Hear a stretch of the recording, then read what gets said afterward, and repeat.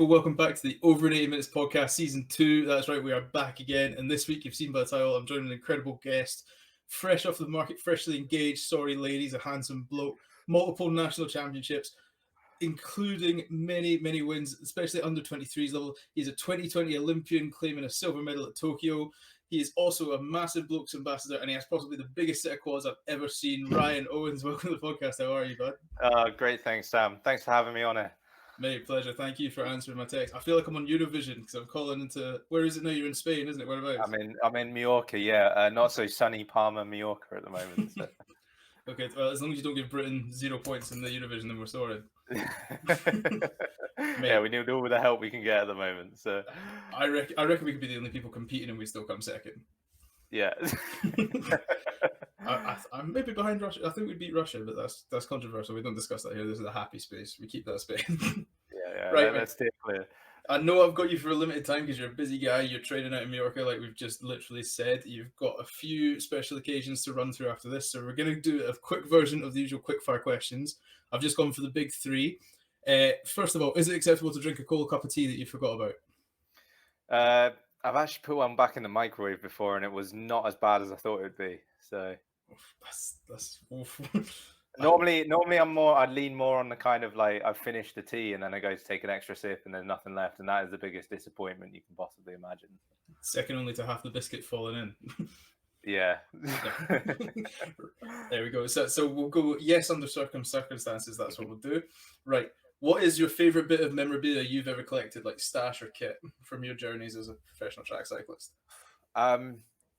Yeah, it's a funny one actually. I've still got a poster on my wall from when I was a kid with Chris Hoy, and it's funny because we've all met Chris Hoy now, and we've all got posters of him on the wall. But yeah, it's like a signed poster from him and I think Bradley Wiggins and a few others like that as well. And it's that one's lasted the test of time. So.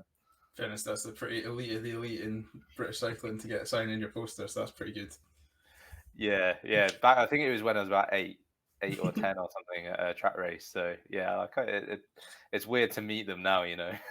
Is it weird to be like a friendship level with them when they're like, all right, Ryan, how are you getting on? Yeah, it is strange. Sort of like you see them at the track and they've like followed what you're doing now, like in the same way you used to do to them. So yeah, it is a strange feeling. Amazing. And last but not least, if there's one bit of sports memorabilia you could get your hands on, what would it be? Would it be like a shirt from a football player? Would it be a helmet from a racing driver? Yeah, it'd probably be. I mean, he's just left now, so maybe I don't know. It'd be in the past, but probably a Aubameyang shirt from the FA Cup final. Really? A couple of years ago. That was one of like the best performances I've seen from an Arsenal team until. Yeah, coming back recently again, like in recent history anyway, one of the best performances I've seen from Arsenal. So, yeah, and his game there was a blinder. So yeah, I definitely want that. That's a strong answer. That's a passionate Arsenal fan as well to still be an Aubameyang supporter.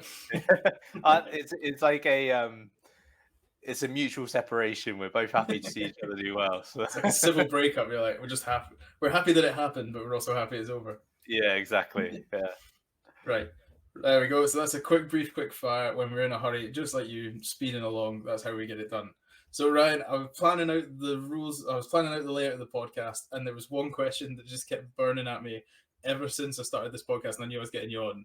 And it's, how do cyclists manage to buy trousers with the sheer size of quads they have in proportion to the rest of their body? Because I wanted to. So I come from a motor racing background, right? So I've seen Chris Hoy race a motor vehicle, a car. Yeah. And they had to specially design the car around the guy's quads. So like every other one of their drivers had like a seat bucket that was like an extra 2 inches thick because they had to lower the car for Chris Hoy's quads. Yeah, that doesn't surprise me at all. He is huge as well. Yeah, great question. I have been known to I hate shopping. I should preface it with that. Like it's a stressful experience from start to finish. It's not. I take no enjoyment out of it at all. I've been known to go into like a changing room with like 10, 15 pairs of jeans and then come out and like just hand them off to the poor member of staff on the other side to hang them back up again. Yeah, they're not the easiest things to find. I spend most of my life in tracksuit bottoms, but on the odd time that I do, I found some good workarounds. Generally speaking, anything with stretchy fabric is good. It always makes you look like you're wearing skinny jeans, but it's the only way. So I've got like a loyal pair from Zara that, as long as they don't discontinue it, it's a big stress out of my life for now. Mate, that must be a man thing. I reckon every man has that one pair of jeans for that one shot. They just keep going back to it. Yeah, 100%. Like I don't even think about it anymore. I've got 3 different colors of the same pair of jeans, and then yeah, the bigger challenge is suit trousers, because they normally have you can't get stretchy ones really. There's no giving them. So the only solution I had to that was when I was on holiday in Vietnam, I got some tailored for me, so they were like made from scratch, Nice. and they were done really well. So they're a goer. But if I need another suit now, it's not exactly there's not as many. It's not as easy as going to the nearest Zara for that. So yeah. I was gonna say you've just sold everybody down because everybody now sees you in a suit. Is that going to be the same suit from the last time? You're like, no, I promise it's not. Yeah, I think I'll have to see if he's still got my measurements and send him an email or something. So. I love the thought of you going to a tailor and be like, yeah, so 32-inch waist, about 38-inch ass, and then I'll do 56-inch quads. Yeah, you got that? Because how tall are you? You're about the same height as me. You know, you're like 5'8", 5'9", you know? Yeah, 5'8", yeah. Yeah, exactly. So it's not even like you've got length to deal with as well. Like a 56-inch quad, and then I want to stop there as well. So yeah, it's not a good shape. Like it's a tough situation to be dealt. But hey, yeah, at least you've got the abs to go with it, man. I just look like a square. I don't suit suits at all. Yeah, it's yeah. As I say, you find your solution, and you don't stray too far from your lane. I think that would be my advice on that front. Mate, a pair of jeans supply you need to check out. I had to get them just because of rugby. Legend London. This isn't even sponsored, so if you are listening to this, Legend London, sponsor the boys because I'm giving you free promo. Legend London, they're like athletic type jeans. They're like you say, like really stretchy fabric. I'm just gonna note that down on my phone. Mate, I'll put it in the blokes group chat. I'll be like, right lads, Ryan and I have been discussing comfortable jeans. If Zara ever like let me down tremendously and discontinue that range, then I'll be on to them. See, now I've got you a sponsorship bidding war. Now you're gonna have Zara and Legend London be like, we'll give you this many pairs of jeans, and they'll give you this many pairs of jeans. I don't think I'm the look that Zara is going for, to be honest.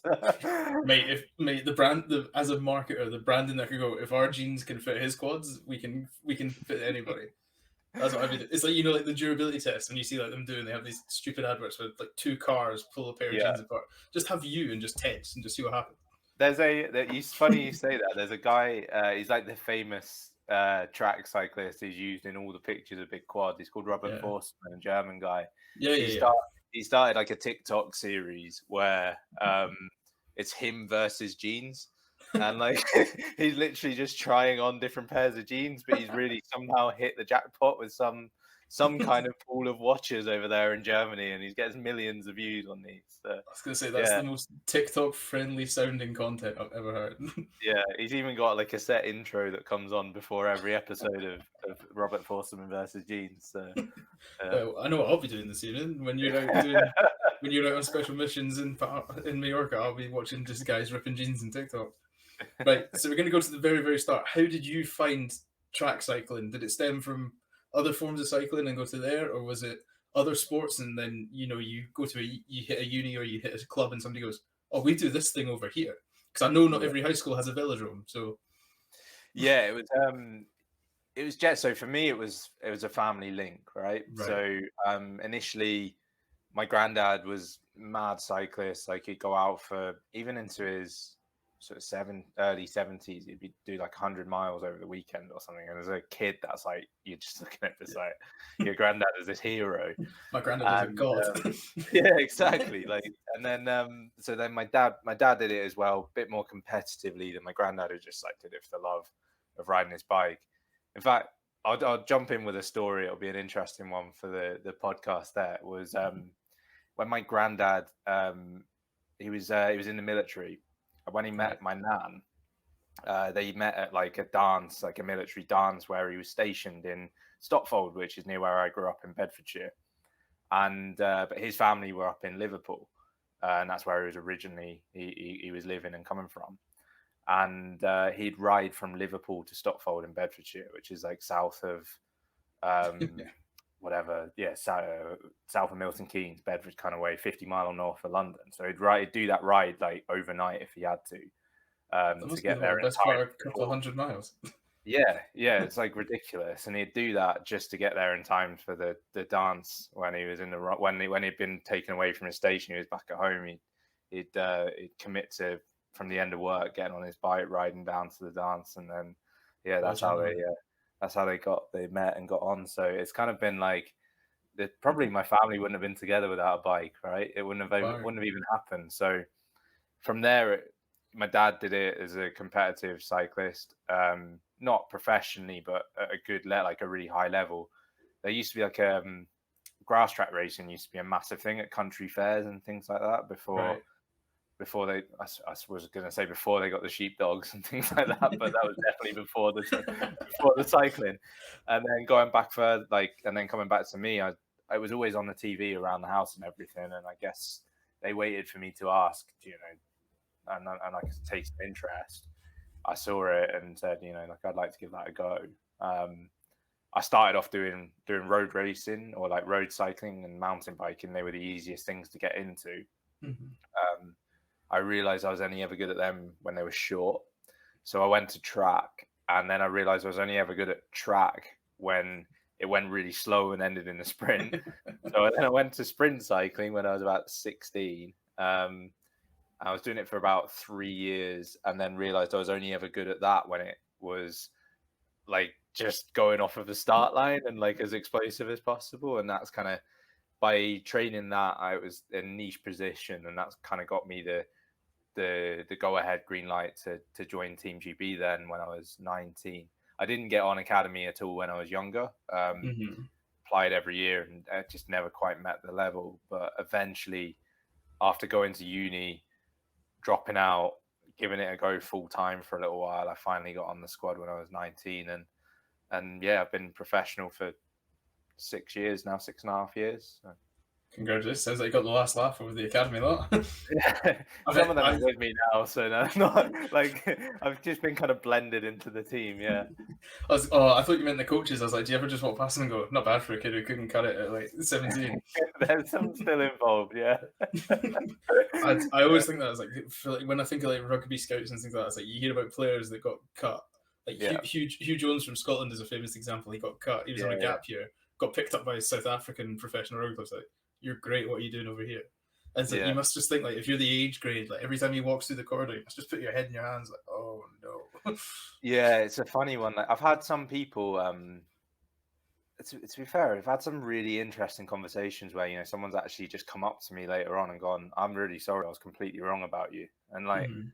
that really almost caught me by shock because you don't hear people kind of admit when they made a mistake that often, like especially directly to the person. But like, yeah, really respected that when it happened. So yeah, I mean, there's a lot of stories of that, and sometimes it's just time and place and fit. You know, you Mhm. needed like I joined along with a new coach and three other people, which was the biggest academy intake they'd had in years.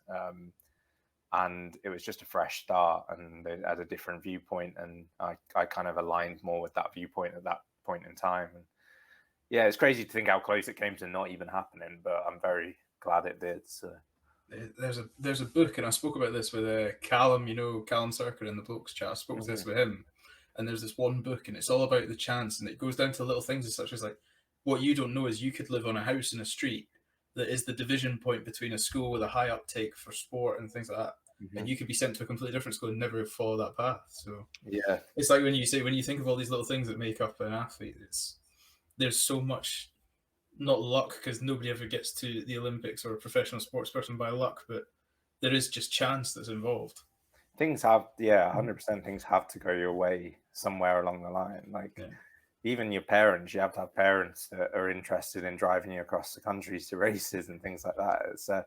It's not like you know, some of the more popular sports like football and rugby where you could have a local club that you could join just down the road, and then they compete against other local clubs within like a half-hour radius or something like that, and that would be your first chance. Like there's especially at the time there was two indoor tracks, Manchester and Newport, both a 3-hour drive away, and the rest were like outdoor tracks, maybe an hour drive away that you'd half the time you'd go and it would rain and you'd just be sat in the car all day. So Oh, yeah, it was you had to have some committed parents as well as kids, passionate kids that you know to find that channel to get to this point. It's amazing if you think about it, that just all the things that have to go in your favor along the way to make it a reality. So. And shout out to mums and dads as well. Kids will Yeah, never appreciate it at the time, but when you get to like our age, you'll look back and think, mum and dad did a lot of like unnecessary work for themselves purely on behalf of their kid. Yeah, absolutely. Yeah, I was in tennis. I did tennis until I was like 14. Oh yeah. And the amount of tennis sessions they took me to, and then one day I just said, "Nah, I've had enough of this. I want to do cycling." And you must think, how could they do that? Like, after you've invested all of that time, Your mum's holding like a new like, 400 quid racket, being like, "Oh, that's nice." They never really second guessed it. So they were great like that. But yeah, it's you get that perspective when you get a bit older, and you start thinking about it a bit more. It is incredible. Well, shout out Mr. and Mrs. Owens. You've turned out a GB athlete, so the drive was worth it. Do you ever think you could race the car now? Do you ever think like off the start line, you're like, I reckon I could get to about 40 kilometers faster than them? Well, I think definitely not 40 kilometers, right? And it also depends on the car. I think I could take like a beat up Suzuki van or something. I don't think I could. I don't think I'd stand much chance against much else. But there was a stat that everyone loved going around a little while back, that in like the first rev, where like a track sprinter will put out more torque than a sort of entry level Ferrari or something like that. I think it's like 450 Newton meters or something. Not power. We get like 1 horsepower at best or something like that. That'd be good going. So please just put that as your new Instagram bio. More torque than a Ferrari in the first. Someone like misquoted it and said more power than a Bugatti once, and they got ripped to shreds. So I'm not gonna tread close to that. I'll just send this in. Just like, you see when the Olympics comes around, I'll just do some retagging. I bet you wouldn't believe what Ryan Owens said. Yeah, just cut that out. Yeah. Nothing beats a sports headline than a 3-second podcast clip taken completely out of context. Where could those possibly go wrong? Right. So you got to age 16. You finally like had a shot on the track. You've now gone round once or twice. And you think this is good. So as you said, you developed more into like a niche of the role.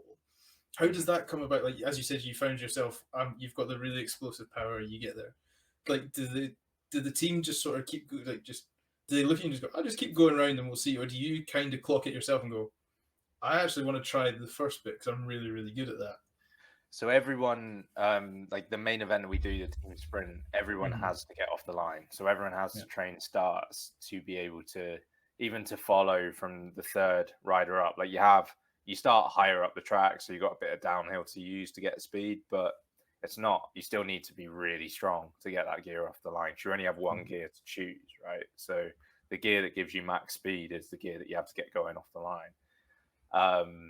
Is that for us non-bike aficionados? Is that like what we'd consider gear 6 on like a normal bike? Where it's like the harder the push route? It would be close to, yeah. So if say you're driving your car, it'd be like starting your car in 6th gear. Like it doesn't get going quickly. Like you'd have to really feather it off the line, or like so. And it's like that. Or like, whereas if you started in 1st gear, you get off the line really quickly, but you hit the rev limiter really early, and your top speed would be like 30 mile an hour or something like that. So it's the same concept on the bike. So we all train that, and we get splits broken down from our whole lap. So it will be 10 meters, 25 meters, quarter, 2nd quarter, 3rd quarter, 4th quarter, and then like, we'll have a video trace everything. So everything is being analyzed, and you see from that where your strengths are, where your, how you stack up against other people. And I was a man 1, which is the starter out the gate. Do you do 1 lap, the shortest racer? I actually went into 2 for a while, which is 2 laps. And I that was just off the back of just finding some speed a bit earlier on. I was a little bit older than some of the other guys on academy at the time, a bit stronger, and just developed that speed a bit quicker. But as time went on, building into Tokyo, it would have been about 2 years out. Myself and Jack Carlin, he was in 1 at the time, I was in 2. It just looked like, from the way that the times were stacking up and splits and things, that I could probably do a better 1 and he could probably do a better 2, even though we'd been training for those opposite positions for 2 years. So we made, or us along with the coaches made the decision to make that switch, and it ended up being a great decision because he's gone far quicker than I ever went in 2, and I've gone quicker than he went in 1. So we've really found we found our optimum positions off of that. So it is a bit of trial and error, and testing with different training alongside. But yeah, you just, they will find the optimal position and the optimal place to use your strengths within the team, really. Right. That sounds like it's good. I want to talk. I was going to do this later, but it's really cool. Like nicely. So you talk about there, like you were 2 years into what is effectively a 4-year plan. Because I imagine that's how the GB team run. They go, the start is the previous Olympics, and then we go. We are now purely focused on 4 years. All our funding's based on that as well. Yeah. Like, so we'll be allocated funding for those different blocks. So it's almost like slate wipe clean. You can take lessons, but you start again. Yeah. So when they come to you and go after 2 years of practicing that one bit, and they go, so we're going to take the two of you and just swap you around, because I've seen team sprint and you are millimeters apart, wheel to wheel. Yeah. How do you? Because there was examples of that in the Olympics last year where there was like riders nudged each other and they hit due to a lack of communication. What was the team's reaction? They went, we're going to change the order, and you've just been running it for 2 years almost daily or weekly or. Yeah, it was. I don't know. It wasn't bad, actually. I think in part because it followed the Commonwealth Games. So we race as GB most of the time, and then we get pulled into separate teams for Commonwealth Games. So it's the only time we ever race each other, like on opposite teams rather than as together. So Jack's Scottish. He went rode for Team Scotland. Course, I rode for Team England, and Team England needed someone to go into Man 1, the first position in the team. So I rode in that position there, and had a decent go of it. Went quite well at Commonwealth Games. So I'd kind of already, for a short amount of time, tested the water with it and knew that it would be something close for me. I suppose like Jack and I spoke about it at the time, and it just made sense. Like we both knew it was probably the right thing to do, but we didn't have the evidence for that until later in the year. And I think it was probably like the third or fourth race. By even like the third or fourth race, we were already doing better in our respective positions than each other had before. So yeah, it was surprisingly harmonious. So there's always competition in the team, right? So there's often 6 of us going for 3 spots in the team, and then you often find that if someone has tried their hand at one position for long enough and they're not breaking into the team, they'll try their hand at another one. So you have these positions where like you think, oh right, I've been holding this guy off, I've got the position, like it's all looking good, and then like another one will throw the hand in, it's like, oh no, I've got another one to compete with. Like I love the thought of you seeing somebody training and you just like slowly like trudging back to the gym. Right, back we go. like dragging the bike behind you. Like, oh, I've got to do this again. Yeah, you know what? It's healthy for the competition. Like people, you see it in football. It only makes you better. Yeah, you see it. The most publicized examples are probably like F1 teammates pushing each other and NFL quarterbacks. They often they'll have a quarterback competition, and I forgot you're a massive NFL fan. Yeah. Wow, San Fran, is it? No. Yeah, 49ers. It's kind of taken a back seat a little bit since I became an athlete because the 3 o'clock nights are not. YouTube highlights are the one. Yeah. Yeah, so it worked better before I became this became my job, but it's those it just made sense. It made sense, and it very quickly proved to be right, which smoothed over everything really. I mean, does that gain media? So like a good example, you just spoke about F1 drivers there. So like if say I don't know tomorrow, pick a driver, Hamilton. Say Hamilton got punted out tomorrow, and went George Russell's number 1. Hamilton is going to be retired, whatever we decide. That would gain huge media attraction from the world of motorsport. Yeah, like within the sport. In the world of track cycling, if somebody saw GB have changed the running order, with the Dutch, with the Australians, would they all be hanging around the edge of the velodrome going, "What's going on here? Why has this happened?" It would be. You wouldn't get the media attention that other sports get, and you'd maybe only get like a couple of hardcore fans outside of the sport would really sort of quiz it properly. Yeah. But and the commentators, like Chris is one of the commentators now, Chris Hoy, and he's really knowledgeable, so he's like fully in the loop with what's going on. So he would flag it. The other teams would definitely be interested. Like we've seen other teams switch lineups around, and it's always interesting. You think just seeing what people can do in different positions, especially the man one position. It's as pure as you can get in terms of timing. It's not affected by anybody else. You're just going out of the gate. So the man two position, the time is affected by how fast man one is traveling when they pull off, because that's how fast you start your lap, and that has an impact on everything knocking backwards. But man one's just execution of a practice technique almost. It's really pure, really simple. So whenever someone drops into that, there's always a bit of like attention around following them just to see what they can pull out, because it's, as you say, there's no hiding. Well, from what I see as what I like to call myself, an Olympic casual cycling casual fan, because it's as soon as the Olympics run, I'm like, this is amazing, this is the best sport ever. Like, you know, when you're watching gymnastics, and I'm like, oh my god, I can't believe that girl's done that. That's outrageous. Yeah. And I'm sat here thinking, I pulled my hamstring going up the stairs this morning.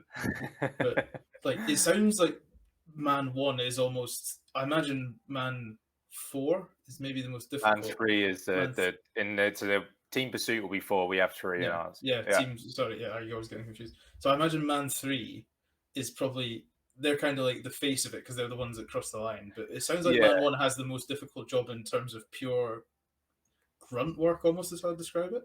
Yeah, as you go back through the team, each role has different challenges. Man 1 is the before your teammates listen, I'm not accusing anyone of coasting in the Olympics.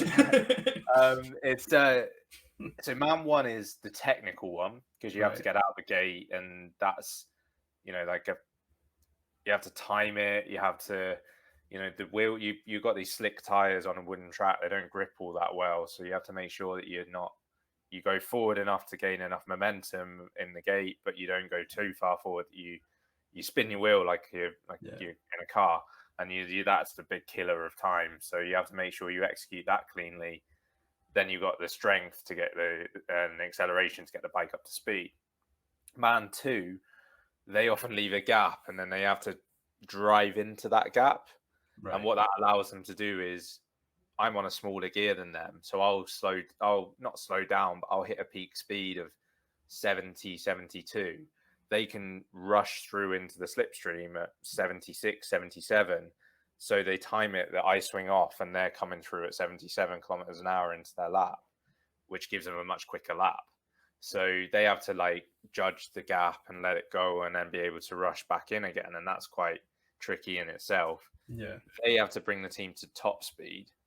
And then man 3 is probably the simplest job in like a technical aspect, but it's the hardest job in a physical aspect.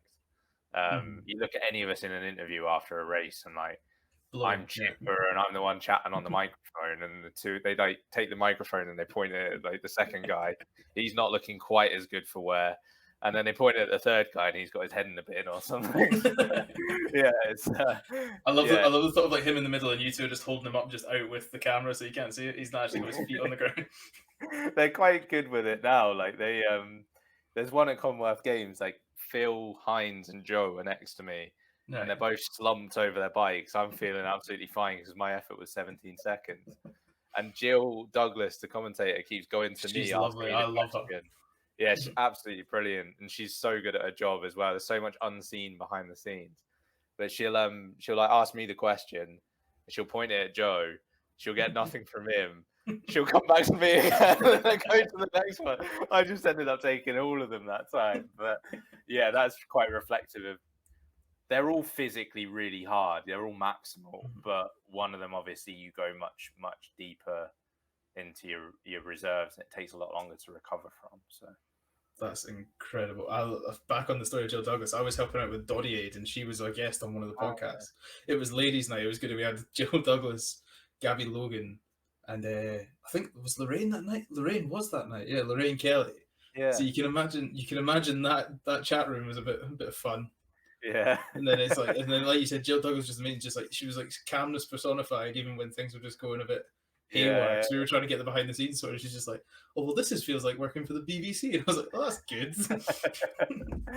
Yeah, she's brilliant. Like, yeah, the BBC as a whole are really nice to work with as well. Like they've sort of as a group sometimes when we're finished racing, we'll go out for dinner with them and stuff like that as well. It's not that kind of horrible press trying to get the riders kind of atmosphere you get in sort of more high profile sports year to year, I suppose. Like it's a lot more of a friendly family atmosphere within the circuit on the whole. So that's good. At least you can get like you don't feel like you're on edge whenever they're around. That's good, I suppose. No, there's a couple of names you look out for, which I won't name when now. Chris Hoy's walking past you, like just not saying anything.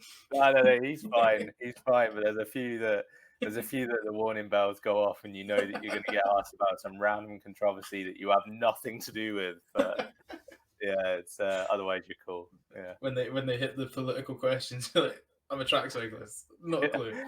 It's normally about something in the past that happened 10 years before you joined the team or something. I've actually seen someone get chased across the car park by said person once.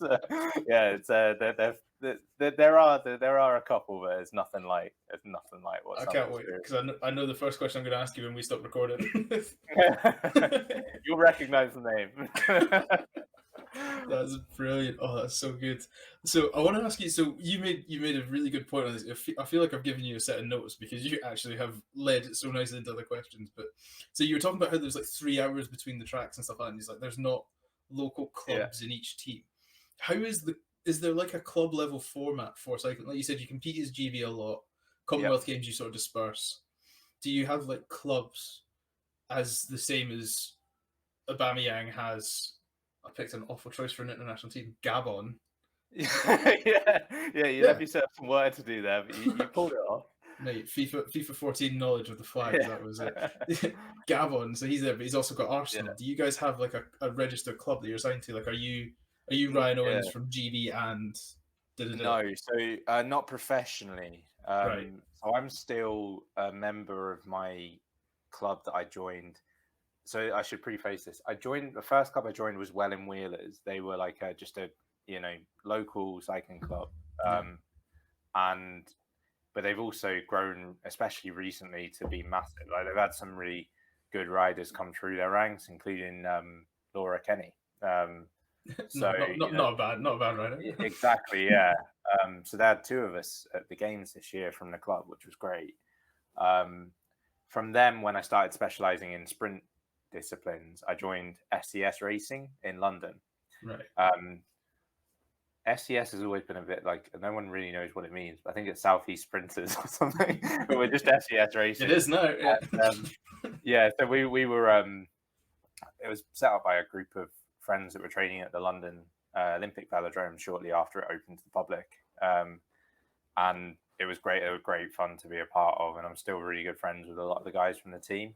Since then, they've grown to be a decent sized team now. It's not just a group of mates. It's actually a pretty big squad across youth disciplines and everything. But yeah, like I'm still a member of them. But we're in an interesting and slightly precarious position almost, in that to do our job, we have to be in the GB team. Like if I fell out of the top, say, 6 riders in the country, I can't go sign for a road team like some of the endurance guys, because there's not like a Team Sky type thing. Yes, the road circuit you have your Olympic teams, you have your Pro Tour teams who would be the ones you'd go see the ride Tour de France. So you got Team Ineos, and Quick Step and a bunch of others. I forgot Team Sky's not a thing anymore. That's just the last time I watched the Tour de France. I still call them Team Sky all the time, so they're still getting money out of the sponsorship. But yeah, more free promo on the Over 80 Minutes podcast. You are welcome. Yeah, if Sky want to sponsor you, then Sky want to come in. But yeah, it's they have a bit more, a few more options. Like if they fall out of the endurance track team, if they're decent on the road, then they could sign for even a continental continental team who race at the British pro races, and Right. they'll be able to offer a contract to some of the better riders on the team and that as well. So they have a lot more of a professional structure, whereas sprint cyclists, you're on the national team or you're out of a job and you're looking for something Wow. else. So yeah, there's been some scary examples of that in the past where people have found out short notice that they're gone. Whereas they put in some more measures to make it a bit more, you get more warning now. So you can start to set something up. But yeah, I'm still, I still love being a part of that whole team. I'm still in the WhatsApp chats and everything like that. I've not been able to represent them for a long time. I won them the National Sprint Championships one year, which was really, really nice to do. That was once I was on the British team. Yeah. I represented them at the Nationals and won. But other than that, yeah, nothing. So the club circuit, like on the amateur level, is great. Like there's so many opportunities to get into cycling now that there weren't when I was coming through. But right. Yeah, no professional circuit for sprinters anyway. So. But that's such an elite level to have to maintain your performance at. Then that is, because it's not like you can go away and sort of drop off for a couple of weeks. Fair enough, it's you're not competing week on week like a footballer, but you have to be ready to go when somebody says it's time to go. Yeah, there's no like journeyman midfielder in like League Two who used to be like a star player in the Premier League or anything like that. Like there's no safety net. Like there's nothing. So yeah, it's stressful in that way sometimes. I love the thought of you being like a cult hero, Seb Larson of track cycling. Oh, that is honestly incredible. I really struggle to wrap my head around having to maintain such an elite performance. And now you've fed me nicely. You've just won a national championship. You represent them. You're now in the Olympic squad.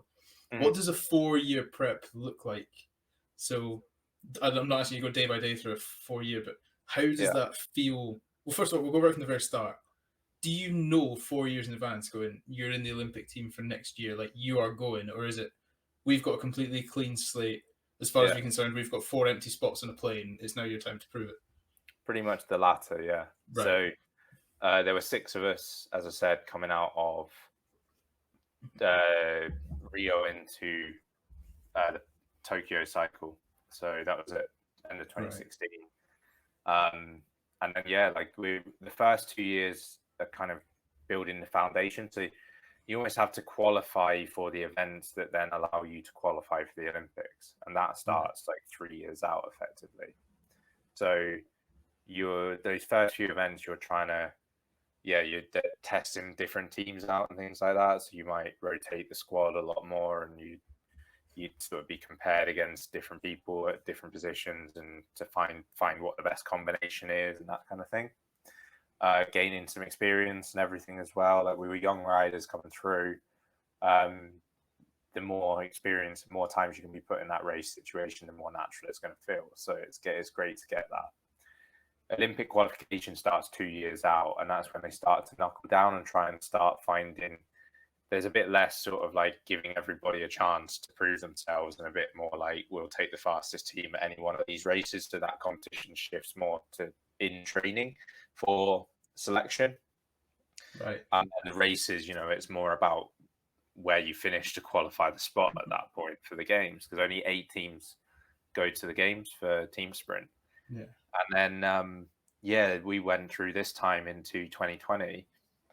The Olympics got postponed just after we'd pretty much been told like the team is provisionally set.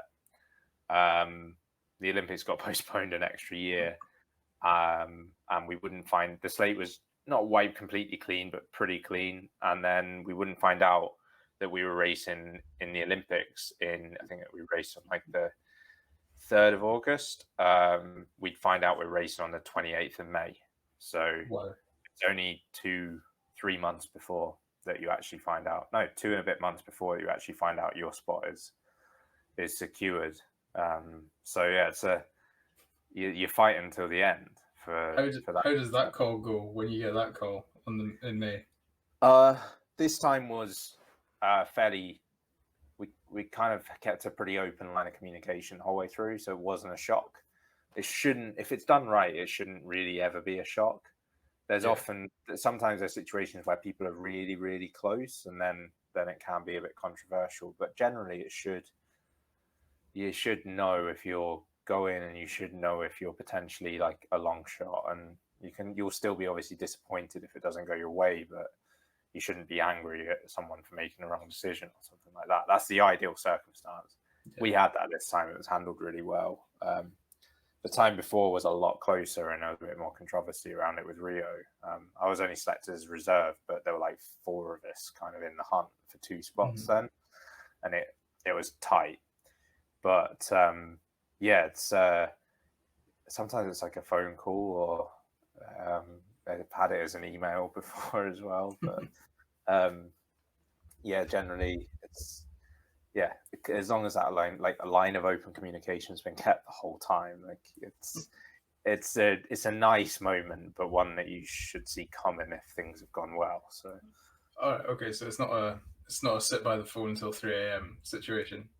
No, no, not like. Do you know, to be fair to you, I reckon even if the coach told me to my face and went, the phone call is a formality, I'm telling you, I would still be there at 3 a.m. shitting myself going, I'm not getting a phone call. It was 100% still that. Like you were waiting for that day to come, and you were relieved when it happened. It was still that you wanted that kind of official, you've been selected, because then the really fun part of the cycle starts. Like you get your information through, and you sign up, and you do your accreditation for the Olympics, and you get your invite down to collect your kit from Birmingham, where they have this big sort of trying. I think I've seen a few snapshots of it. Yeah, Max, who's involved with Blokes, was doing some media stuff down there at the time and did some filming with people. So yeah, it's that's like, it's a bit of a circus around the Olympics. It's not the main thing it's about, but it's some really fun stuff you get to be involved in, and that kind of kicks off from the moment you're selected and not before. So that sounds incredible. And now I want to talk about the Olympics and how it changes your lifestyle. So when you get that call, like how, because I know this might be more road cyclists and track cyclists, but I've happened to be in France when the tour's on and stayed in hotels where they are, and they are wheeling in their own food. They're not eating hardly any solids. Like, does this change for you as well? Does like diet change? I assume lifestyle just changes naturally for a professional athlete, but does it become proper blinkers on when the Olympics is around? You know what? Like when I was a younger athlete, and even at times as an older athlete, I can fall into the trap of thinking, I know I'm in this trap when I'm thinking I don't want to give myself any excuses, right? Right. So it's when I'm thinking I can't, if I do that and then this doesn't go well, then it's because I did that. So I just best not do that at all. Say be going out for a walk or having a pub lunch or something like that instead of something better at home. Exactly what I mean, like a steak pie instead of chicken and rice. Yeah, exactly. But like one of the things I really worked on with my sports psychologist in the last year was knowing that we have a silly phrase, which is happy head, fast legs, right? Makes sense. And that's like, I buy it. Yeah, I buy it. If you're making like hard decisions to deprive yourself of everything just with one thing in mind, then you're going to resent that thing by the end of the day. So we really he knows that I'm more inclined to be on the more intense end of the spectrum anyway. So his effort with me was really about dialing me back and making sure that I keep the things that I enjoy in, so that I'm actually, enjoying the process, and then I'm probably more likely to go better than if I've stripped everything away and put everything on this one thing. So we did a lot of work on that. We did a lot of work on sort of seeing the perspective that obviously you've been working towards it for years, but it's not the be all end all, and your family will still love you even if it doesn't go well and that kind of thing, So like it gives. That's some pressure you put on yourself. Yeah, you've got like a future beyond it, whatever happens, so that you don't think your life is all coming down to that one day. Right.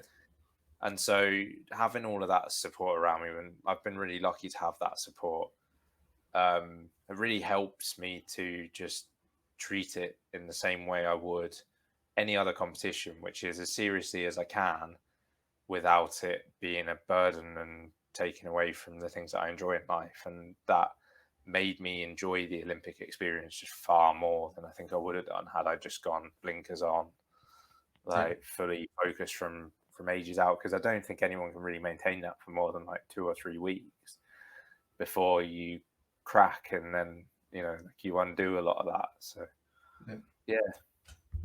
Wow. Well, that was beautifully put. Genuinely beautifully put. Happy head, fast legs. I want that on a t-shirt for the team. I didn't invent that. I'm not going to coin that. I like it. It's gone through the grapevine at British Cycling, but is that a Wigan specialist that's just stayed through the test? I don't know. I wouldn't want to attribute it to one person, because then the real owner is going to come out and go, that's me. Like, I know your sports psychologist is just breaking like binders. He's like, I said it. Yeah, he's been behind it all along. He's planted the seeds. So in fairness, I want it. That's another nice question. Being a sports psychologist for you guys is good. I was going to ask you, how does it feel to represent Great Britain at the Olympics in such what is now a prestigious sport with British athletics? Because we do incredibly well in the velodrome. Yeah, like consistently. It's not like we fluke it with 1 or 2 events. Like every single one of you that gets on that plane normally has a medal expectation when you're over there. Yeah. What's it like? What's it like being part of that squad? There wasn't a single team that wasn't expected to bring home something. Yeah. And like most did again, but last time I think I was the only rider that didn't bring home a medal last time. That was because I was reserved. This is in Rio. Yeah. I was reserved, so I was the only rider that went out there and didn't come back with a medal. You're still part of that team. You're still part of that team. I was part of it, yeah, but in a different way. But yeah, it's I was in a team with Jason Kenny, and he's like, the most greatest Olympian ever. Yeah. So most decorated British Olympian, isn't it? Yeah. So sorry, Mike. Our event got some extra media attention just based off that if he won a medal in my team sprint event, then that would put him above Chris Hoy as the Britain's most successful Olympian ever, and obviously we got silver, and so that was like a big story and some extra attention. I didn't really think about it in the heat of the moment. Obviously, you're not thinking about it, but yeah, like there is a big expectation. Like, I mean, we've even had people sort of saying like the fact that we won silver instead of gold is an underperformance, when we know really, like, based on the way that our competition and our discipline has gone in the last 4 years, we set a national record and did the best time we've ever done. So we gave it our absolute best shot. But yeah, there's so much pressure to the extent that some people saw a silver as a failure, which is, it's on them really, but that's crazy. That's their problem, not yours. Yeah, exactly. Yeah, they're trying to find something there, like, but yeah, that's it really. There's that big expectation around it. There's no doubt it's getting harder and harder. Other nations have picked up on the small benefits and gains, the marginal gains that British cycling have obviously put in the past, and we were having to get more and more creative to find new ways to stay up the top on the podium and competitive. But that's a new challenge in a way. I suppose that's how any sport evolves. There's always a pioneer, and then everyone sort of realizes that way of doing something is the best way, and often the original pioneer gets swallowed up by the competition again. So yeah, just your job to stay out in front then as number one man. That's quite poetic in a way. I think somebody can find a metaphor. Somebody at BBC can make an interesting 15-minute montage out of that. Yeah, absolutely. Just ask to narrate it. That's what you should do. That story next time undoubtedly is going to be around. We have Jason's just retired and become our coach. So yeah, like it's now he's been the most successful Olympian as a rider. There's going to be a new sort of spotlight on him to see how he performs as a coach. So yeah, go on then. Give me the exclusive. What's it like having Jason as a coach after being? Do you ever just give him a bit of lip and just like, what the fuck do you know? It is quite funny because he's gone from being like, he was still training after the Olympics. He's gone from being a rider one day to coach the next. But he's handled it really well. Yeah, he's always like organized, and as you can imagine, competitively driven anyway. Yeah. And the most important thing as a rider is knowing that your coach is equally as invested as you. As long as you know that they're trying to drive you forward as much as you want to be driven forward, then yeah, a lot of other things fall into place. And he's definitely, we know that he has that. So yeah, he's slotted in pretty well so far. This is our first sort of training camp with him at the moment. It's running fairly seamlessly. So yeah. He just in case he's on the other side of the door, like, yeah, Jason, top bloke. You're just looking off camera, like, did I say that right? Yeah. Yeah, he's just there next to me. Just like. Yeah.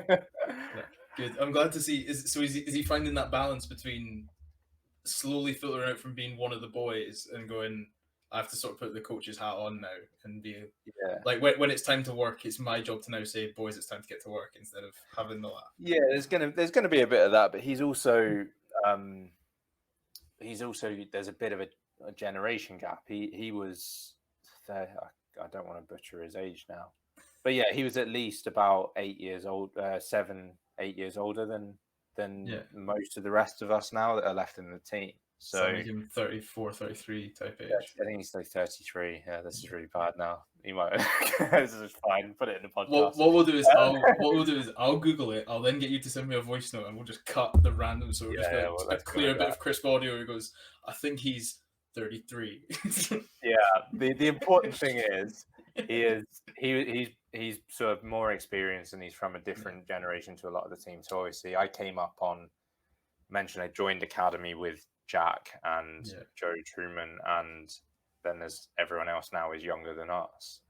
So there's already there's a bit of an age gap there, and so we were learning from his experience before he became a coach anyway. Right. So I think it's easier for him to transition that way than, say, if I, at the same age as one of the other guys in the team, were to suddenly become the coach and have that authority. We've got the same amount of experience and everything as being riders, so it'd be probably a harder transition to make. But yeah, it's been no trouble for him so far. So yeah, I get exactly what you mean with that. But that was actually my last question. You summed it off nicely there. I have one more sort of dead, not serious question at all. Yeah. Does shaving your legs on the track cyclist make that difference that the boys were campaigning about for ages? So I remember, I think it must have been 2012 when they were like there was. Like, you guys were basically walking around in Gillette shaving foam. Not you, obviously, you weren't there, but the boy. Gillette shaving foam. He actually had something in his contract, apparently, that meant he couldn't be seen in public more than like 5 times without a fresh shave.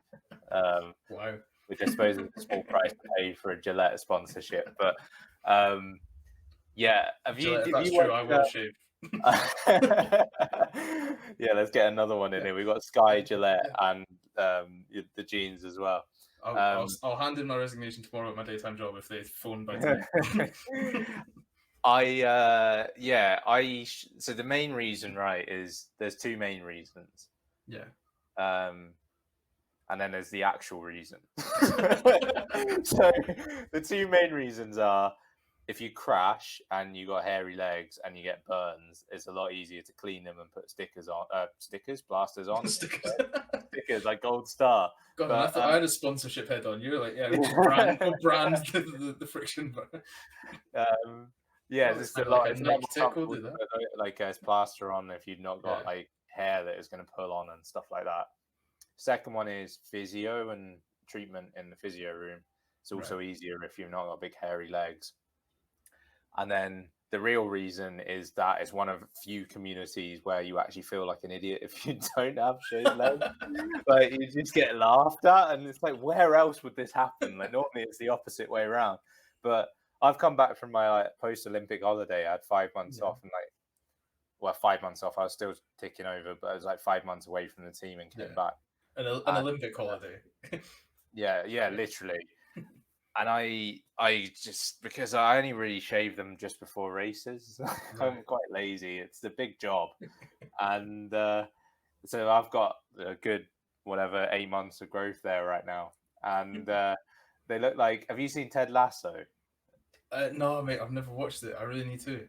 There's a character in it called Roy Kent, who is a parody of Roy Keane, and he's got a really hairy chest. he's the old guy in the team, and all the young Right. ones are taking the mick out of him because he doesn't get his chest waxed like all the young ones do. And they say like he's got like a woolly jumper and he needs to take it off before he goes in the shower, and I'm getting all of that at the moment with my hairy legs. But they're keeping me warm here in Mallorca now. It's only 13 degrees. Oh, you wouldn't survive in Scotland, Ryan. I'll tell you that now. Oh no, I would not. I'm not good with the cold. But yeah, it's there's they can tell you what they want, but it's just because it's a bit of a cult. I like this. Like it's now just became weird not to do it. Yeah, exactly. Like they say you're the sum of like the 5 people you spend the most time with, don't they? So like yeah. If 4 of those 5, not including my fiance, have hairy legs, you're gonna feel like you need to have hairy legs as well. But like in our group, like everyone's bald. So. That's brilliant, Ryan. I know you're busy. How much time have you got left before you need to be off? Say 10 minutes probably. Right. Do you want to quickly run through under the team bus, and then you can set yourself down the road to all your pals? Yeah, go on. Yeah. You're a braver man than I. Thank you very much. I cannot thank you enough for this. Right, under the team bus, really simple. First team member that comes into your mind when I ask you the question is just quick fire. If it's a weird question, I might ask you for a story. But right, so exactly, we'll just get you started. Who's the most determined? It's probably me. I'm the intense guy. You're the guy that's there just like hard rock music blaring. No, I like more the sound of the silence. Yeah, but if you were in a rugby change room, nobody would go near you. The guy just looks dead straight ahead. Yeah, if determined is like intense, then it's probably me. Yeah. Right. Who's the biggest practical joker in the squad? Jack. Fair. Who's the most clumsy? Probably also Jack. Yeah. I like the thought of him setting up a prank and then falling into it. Yeah. Right. Who loves a night out the most? Also Jack.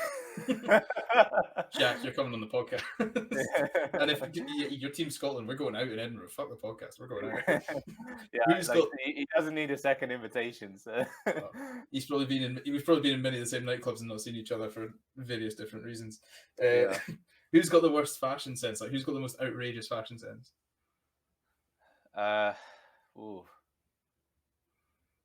Everyone's kind of gone the same way. I was gonna say you are with the same tracksuit. Yeah. Like as I said, we've already got limited options. So yeah, I'd say it's a collective team on that front. Yeah, collective group of weirdly dressed cyclists. Yeah. I mean, like you could have just said lycra, I suppose, to the vast majority of people. Yeah, exactly. Yeah, like actual workwear is awful. Mate, to be fair, those things look warm. Like, there's not a lot of room for the cold to get in. Who's the best dancer in the squad on a night out? You can't say Jack because I already know that he's the one on the night out. I'll go with Ali. Fair, great answer.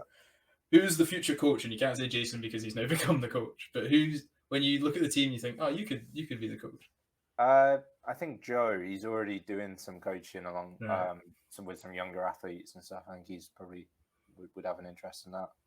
Nice. Who is hard as nails? Like, who's somebody that you think, for the first time ever, if the velodrome develops into a fist fight, I want him stood behind me? None of us. Honestly, you're on the legs, you lot. You need to start performing like roundhouse kick. There was Phil, who's left now. Probably Phil. He used to have a thing like, if you wound him up enough, he'd say, "One punch, mate, I kill you," and like, in his slightly German accent, and it would just because like it'd just be like a rabid dog in a fight, I think. So you want somebody that you don't know where their end point is in a fight. Yeah, exactly. Yeah, where is his limit? Right. This one's a bit of a difficult one in a way to explain, but who's got the most natural talent like you've ever seen? So not necessarily the greatest cyclist you've ever seen, but who's the one that sort of came onto the track and you thought, this kid's got it? I mean, it's probably an obvious answer, but it would be Jason on that front. Yeah. Jason or Phil. I think that's a fair answer to me. Jason seems to be able to just pick things up like anything and learn it really quickly. He's so diverse as well with the stuff he can do on a velodrome.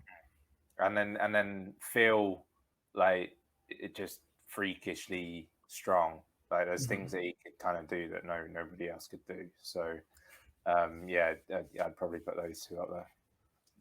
Oh, That sounds perfect. I would definitely give you Jason Kenny. Jason Kenny is allowed as an acceptable answer. I think there'd be bigger controversy if you didn't say him, and then everybody went, "Hold on." Yeah, no, like he makes most things sort of athletic look pretty easy. Yeah. Right. Yeah. Who is the most gullible in the squad? Me? Really, just fall for anything. I'm just like the last person for the penny to drop with certain things. There's nothing wrong with that. Yeah, probably me. Yeah.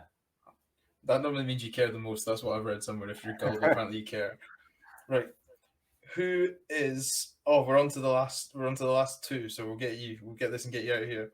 Who is most likely to order a plain meal at Nando's? Who can't handle their spice? Ali. We just had this conversation earlier. Like his like death row meal would be like a ham and cheese sandwich. Ham and cheese sandwich, bottle of water, and ready sort of crisps. Maybe some vanilla ice cream or something like that. If he's feeling brave. And lastly, who's the one that's most likely to hog the mirror post-event? Who knows he's got a big interview with Sky Sports or BBC coming up? Who's most likely to hog the mirror and get their hair looking nice?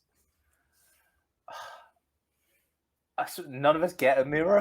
Like that would like I'd have to caveat that answer. We literally get like we're straight like helmets off, sweaty and anything, and then like there's someone ushering us straight to the podium, and you don't get a chance. No, don't get. No, is there nobody like trying to check themselves on the reflective floor? Like, does that look okay? You just have to go blind. We're like everything. I love the thought of you like, stood there for the national anthem, going, "I hope I look nice right now." Yeah, genuinely, the Olympic podium, we got shuffled down into this prep room because it was one of the few events. Normally we just go up in the Lycra, but this was one of the few events where you have a podium suit to get changed into.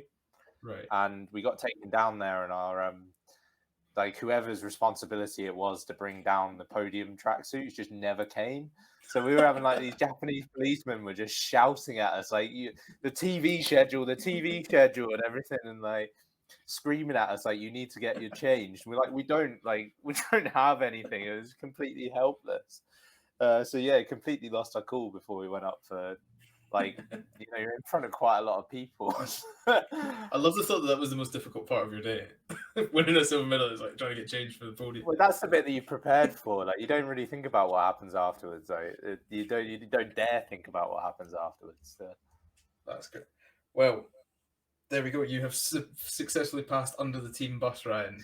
So you have now got the final question, and you can get on your way and enjoy your special activities in Mallorca. That sounds a lot more sinister than it was. You can enjoy training in Mallorca. he's secretly a secret agent. He does nothing to do with cycling. He just looks the part.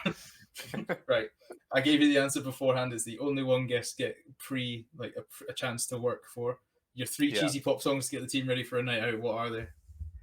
Right. So I kind of I tried to think about what the team do on race day. We've got different songs that all have a story. You're often like race day, you're pretty nervous, you get down. One of the things we started doing, have you seen Wolf of Wall Street? Yeah. We get down to breakfast on race day, and we do the Matthew McConaughey like humming song with the beat in the chest.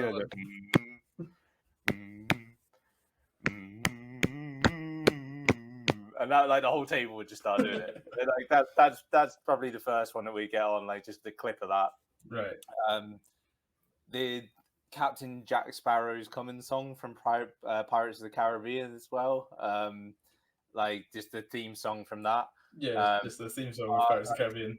We have big speaker system in the gym, and our gym coach like he's actually just moved on, but he used to love us to take it seriously.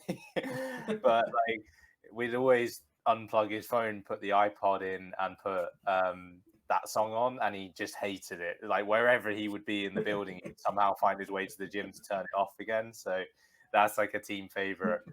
And then